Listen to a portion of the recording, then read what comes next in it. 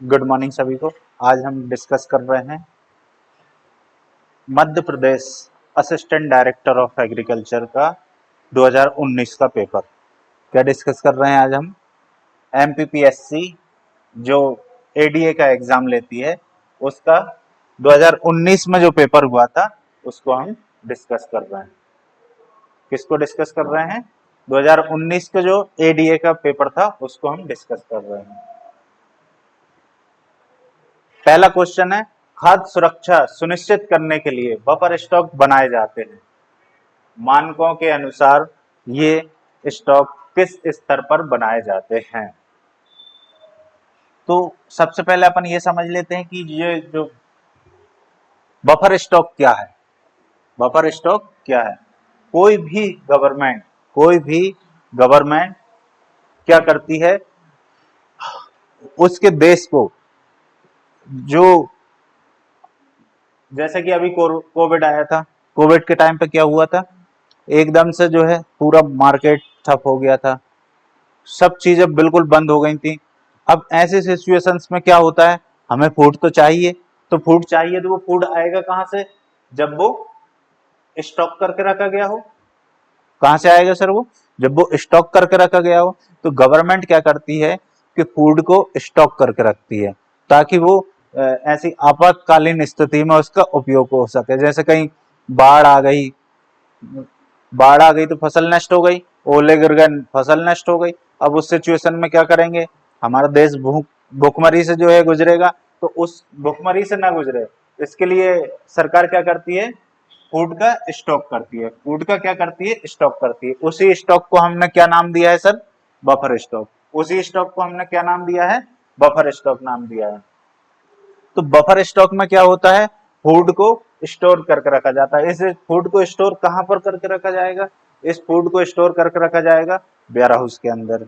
Ware house के अंदर, तो वेयर हाउस के अंदर रखेगा कौन इसको? वेयर हाउस के अंदर रखेगा कौन इसको?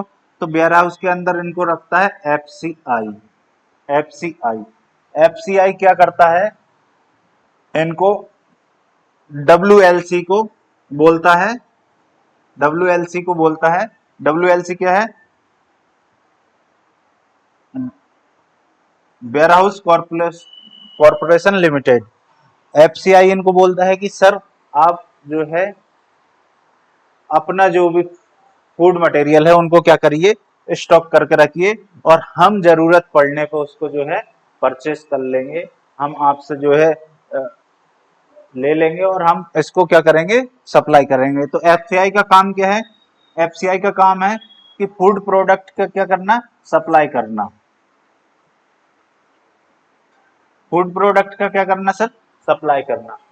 फूड प्रोडक्ट को जगह जगह डिस्ट्रीब्यूट करना, इवन डिस्ट्रीब्यूशन करना, जिससे जहां नीड ज्यादा है वहां पर उसको जो है ज्यादा डिस्ट्रीब्यूट करना, जहां पर नीड कम है वहां पर नीड कम डिस्ट्रीब्यूट करना। ये काम किसका है? एफसीआई का। एफसीआई स्टेब्लिश कब हुआ था? एफसीआई के बारे में थोड़ा जान लेते हैं। एफसीआई स्टेब्लिश हुआ था 1965 में। एफसीआई स्टेब्लिश कब हुआ था? 1965 में। एफसीआई कब स्टेब्लिश हुआ था सर? 1965 में। और जो एफसीआई को स्टेब्लिश किया किसने था? एफसीआई को स्टेब्लिश किस मिनिस्ट्री के द्वारा किया गया था? तो ministry of consumption affairs and food public distribution के द्वारा इसको स्टेब्लिश किया था। आर्ड नामक हल का सबसे सरलतम रूप लगभग कब विकसित हुआ था? तो आर्ड क्या है सर? आर्ड कुछ भी नहीं है, अपना देसी पुलाव है। आर्ड क्या है सर? अपना देसी पुलाव है। आप लोगों ने देखा होगा पहले इस तरीके का एक देसी पुलाव होता था, यहाँ पर मुठिया होती थी जिसको पकड़ के चलाते थे, है ना, और यहाँ पर बैल लगे होते थे जो उसको खींचने का काम करते थे, है ना। तो इसी को हम क्या कहते हैं? आर्ड कहते हैं। ये किसका बना होता है सर? ये लकड़ी का बना होता है। ये किसका बना होता है? लकड़ी का। ये पूरा के पूरा लकड़ी का बना होता है। और ये करता क्या है? ये कुछ नहीं करता, ये सिंपली जो है मिट्टी को चीरता हुआ चला जाता है। ये मिट्टी को पलटता नहीं है। ये मिट्टी को पलटता नहीं है। ये मिट्टी को नहीं पलटता, इसीलिए इसको हम क्या कहते हैं? Simplest form of plough. क्या कहते हैं sir? Simplest form of plough, simplest form of plough, इसको क्या कहते हैं हम? Simplest form of plough. क्या कहते हैं sir? Simplest form of plough. तो ये कब विकसित हुआ था? ये जो है हमारा जो देसी हल है, देसी प्लाऊ है, ये विकसित कब हुआ था? ये विकसित हुआ था लगभग 2500 ईसा पूर्व में, लगभग 2500 ईसा पूर्व में। अब नेक्स्ट बात कर लेते हैं, पौधों की सबसे प्रारंभिक नियोजित बुआई कटाई विश्व के किस भाग में पाई गई है? नियोजित बुआई कटाई, जैसे हम सब जानते हैं कि हमारा विकास जो है आदि मानवों के द्वारा फिर आगे आगे चल के हुआ है। तो इस प्रोसेस में जैसे जैसे हमारा माइंड डेवलप होता गया, जैसे जैसे हमारा दिमाग जो है विकसित होता गया, हम लोग ये समझ पाए कि जो है एक ही जगह इन सीड्स को बो सकते हैं, हार्वेस्ट कर सकते हैं और फिर यहीं पे रह के हम कंज्यूम कर सकते हैं। तो ऐसा दिमाग विकसित सबसे पहले कहाँ हुआ था? क्वेश्चन में ये पूछा गया है बेसिकली। तो ये हुआ था वेस्टर्न एशिया में, पश्चिमी एशिया में। पश्चिमी एशिया में कौन से देश आते हैं? जैसे इजिप्ट है, इंडिया है ना। अपने इंडिया में पहले पाकिस्तान भी इसी में आता था, अफगानिस्तान वगैरह। ये जो है ये वेस्टर्न एशिया के पार्ट हैं। और वेस्टर्न एशिया के भी कौन से पार्ट को हम लेंगे? वेस्टर्न एशिया के भी हम फर्टाइल एरिया को लेंगे। कौन से एरिया को? फर्टाइल। जाहिर सी बात है, जो एरिया फर्टाइल होगा, जो एरिया फर्टाइल होगा वहीं पर विकास जल्दी होगा, वहीं पर विकास क्या होगा? जल्दी होगा। अदरवाइज क्या होगा? जहाँ पर पानी का कमी है, जहाँ पर रिसोर्स की कमी है, वहाँ ऑलरेडी वो चीज उतनी विकसित हो नहीं सकती। जहाँ पर फर्टाइल होगा वहां पर ये विकास होना की पॉसिबिलिटी क्या होती है? ज्यादा हो जाती है। अब बात करते हैं भारत में सोयाबीन। भारत में सोयाबीन का सर्वाधिक उत्पादन किस राज्य में होता है? तो सबको पता है कि सोयाबीन उत्पादन में मध्य प्रदेश का प्रथम स्थान है। मध्य प्रदेश का कौन सा स्थान है? प्रथम स्थान है। मध्य प्रदेश का कौन सा स्थान है? प्रथम स्थान है। मध्य प्रदेश का प्रथम स्थान है सोयाबीन प्रोडक्शन में। सोयाबीन प्रोडक्शन में मध्य प्रदेश का क्या है? प्रथम स्थान है। मध्य प्रदेश में भी अगर हम बात करें किसकी? जिलों की, तो इंदौर, उज्जैन, देवास, इंदौर, उज्जैन, देवास और सीहोर,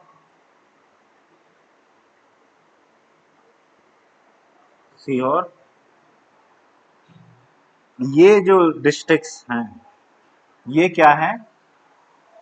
ये सोयाबीन उत्पादन में अग्रणी राज्य है। कौन कौन से? इंदौर, उज्जैन, देवास, सीहोर, है ना। मालवा रीजन, इस रीजन को क्या बोला जाता है? मालवा। तो जो मालवा रीजन है ये सोयाबीन उत्पादन में अग्रणीय है।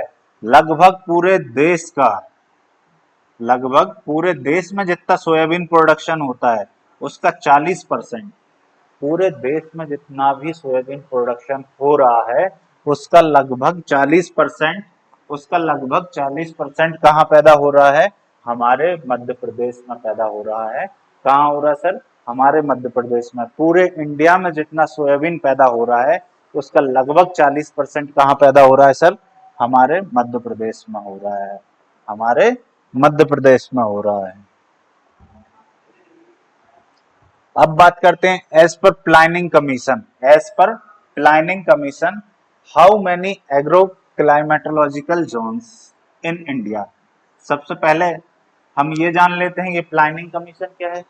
प्लानिंग कमीशन क्या है? नीति आयोग। इसका नया नाम क्या है? नीति आयोग। प्लानिंग कमीशन का जो है नया नाम क्या है? नीति आयोग। इसका काम क्या है? इसका काम है नीतियां बनाना, प्लानिंग करना। किसके लिए? ताकि हमारे जो एग्रीकल्चर से रिलेटेड विकास अच्छे से हो सके, इसमें कोई लूप होल है उसको सुधारा जा सके, कहीं कोई ग्लिच हो रही, कोई समस्या हो रही है, कहीं कोई प्रॉब्लम हो रही है उसको आइडेंटिफाई करके सॉल्व किया जा सके, उसके लिए किसका निर्माण किया गया है? नीति आयोग का। और पूछा जाता है कि नीति आयोग के जो है अध्यक्ष कौन होते हैं, तो वो कौन होते हैं? जो भी हमारे देश का उस समय प्रधानमंत्री, पीएम, जो भी उस हमारे देश के जो प्रधानमंत्री होते हैं वो इस नीति आयोग के अध्यक्ष होते हैं। तो एग्रो क्लाइमेटोलॉजिकल जोन्स हैं वो कितने हैं इंडिया के अंदर? वो हैं सर 15। कितने हैं? 15।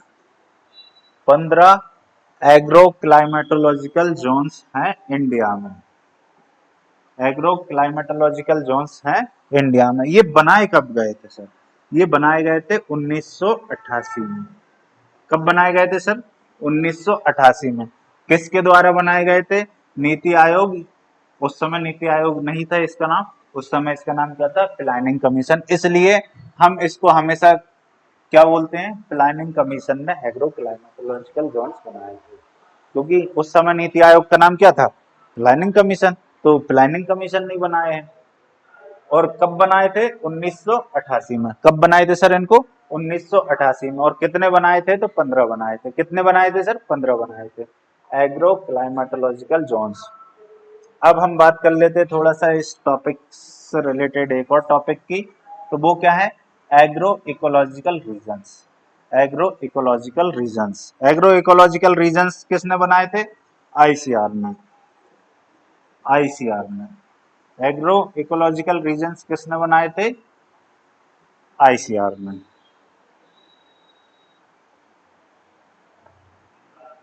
आईसीएआर ने लगभग सेम टाइम पे ये इनको डेवलप किया था, एग्रो इकोलॉजिकल रीजन्स। और कितने बनाए थे सर? 20। कितने बनाए थे सर? 20। आईसीआर और एक और संस्था होती है जो नेशनल लैंड यूज, ऐसे करके एक संस्था होती है, मेरे को अभी थोड़ा सा याद नहीं आ रहा है, उसके द्वारा NBSS and LPU, NBSS and LPU.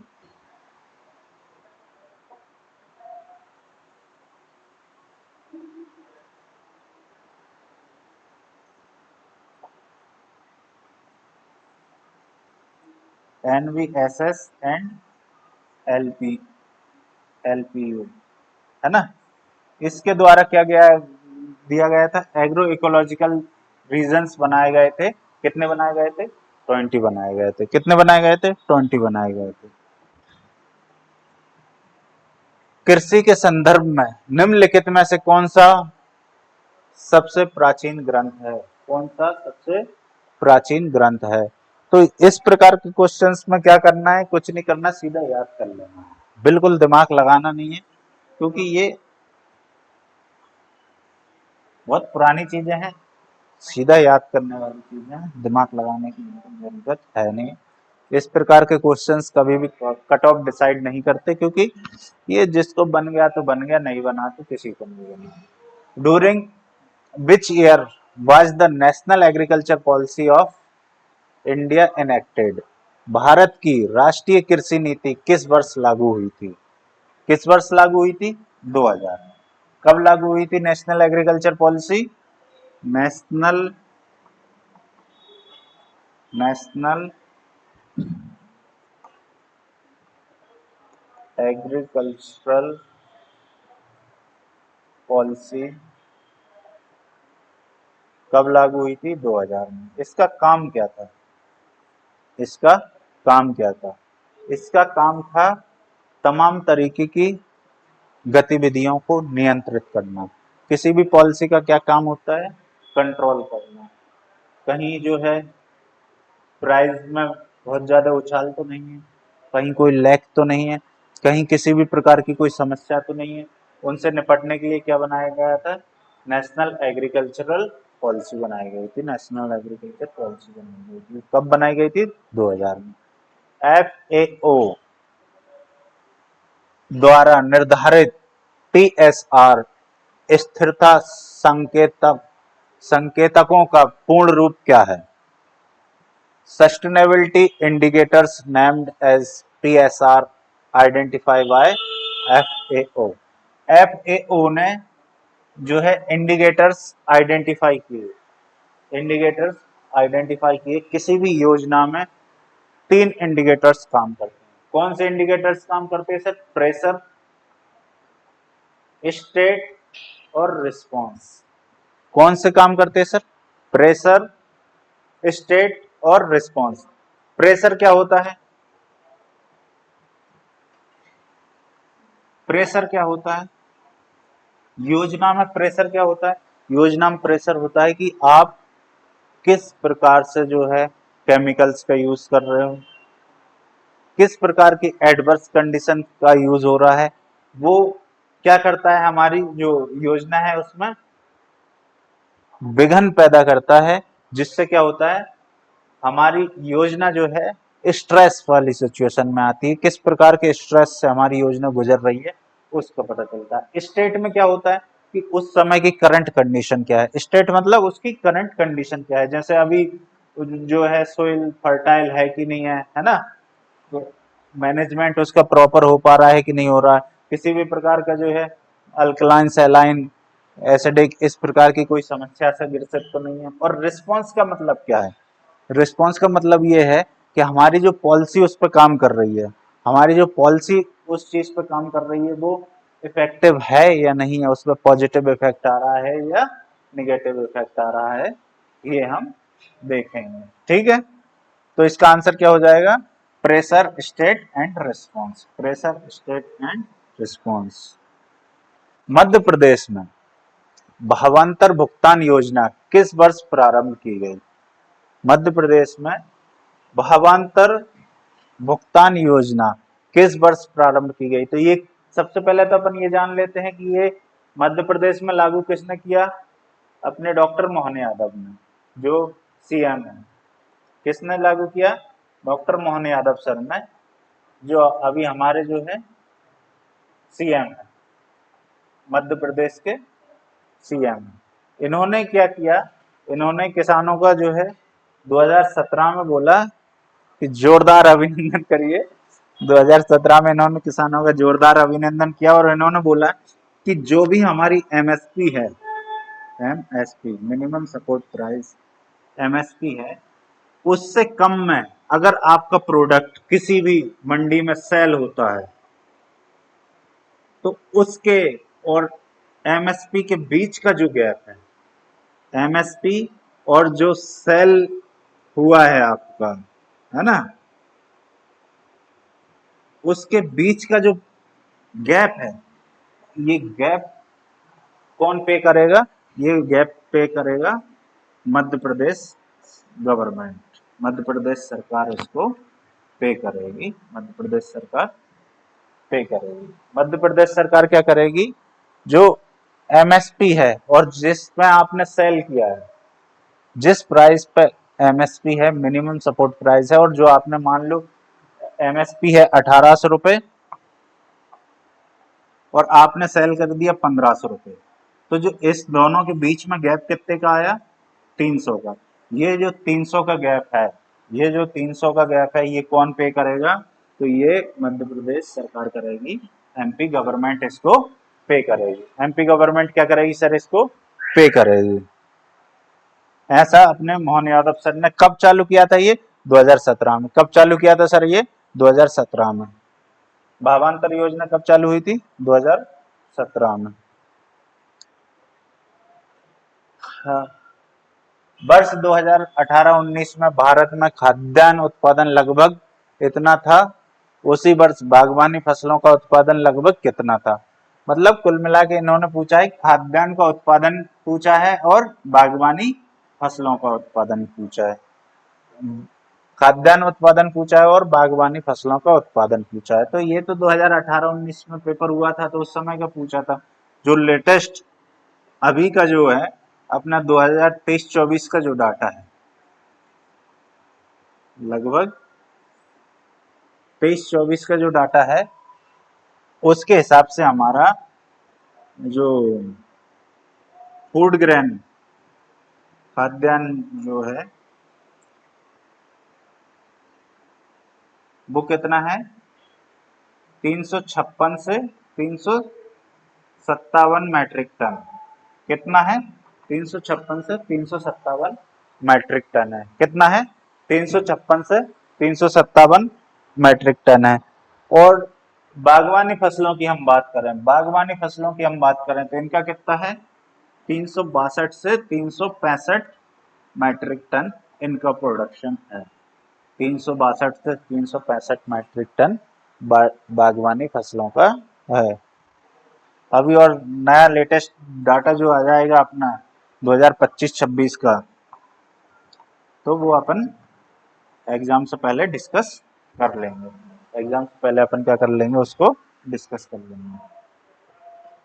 गुणवत्ता वाले IARI द्वारा अभिसारी प्रजनन से विकसित उच्च गुणवत्ता वाले धान की विश्व की पहली उच्च उपज देने वाली बौनी किस्म कौन सी है?